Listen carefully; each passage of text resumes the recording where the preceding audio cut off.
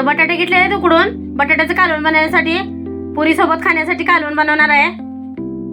आता इथे कालवण्यासाठी 2 पळ्या तेल टाकलेले आहे, मोठ्या पळ्या. आता यामध्ये टाकून घेऊ जिरे, थोडीशी मोहरी, लसूण ठेचून घेतलेला आहे तो टाकून घेऊ. आणि 2 कांदे घेतलेले असं मोठे चिरून. ते कांदा आपण घेऊ लालसर भाजून.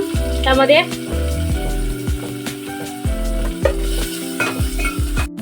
कांदा परतून झालेला. आता ह्यामध्ये 2 टमाटे घेतले आहेत बारीक चिरून.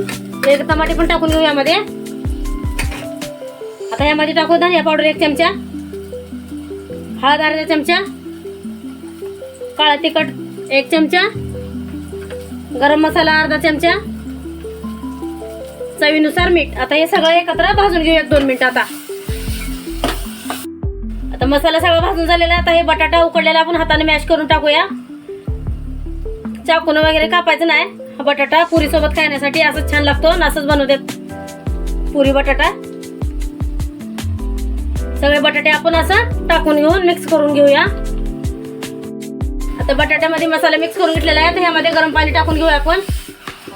भरपूर असं पातळ कालवण करायचं आपल्याला. आणि दणकून उकळी घेऊ. आता कालवणाला दणकून उकळलेले 1 चमचा हे शेंगदाण्याचं कूट टाकून घेऊ. यामध्ये मिक्स करून घेऊ. वरतून टाकू थोडीशी कस्तुरी मेथी. आणि 5 मिनिटांनी गॅस बंद करून घेऊ. आपलं कालवण तयार आहे पुरी सोबत खाण्यासाठी. तर मित्रांनो तयार आहे आपली पुरी भाजी. 1 नंबर झालेली आहे. असं वरतून लिंबू पिळायचा असा आणि दणका द्यायचा जोरात असा. ही पुरी बनलेली आहे. असं गरमागरम पुरी भाजी तयार आहे आपली. या पुरी भाजी खायला मित्रांनो.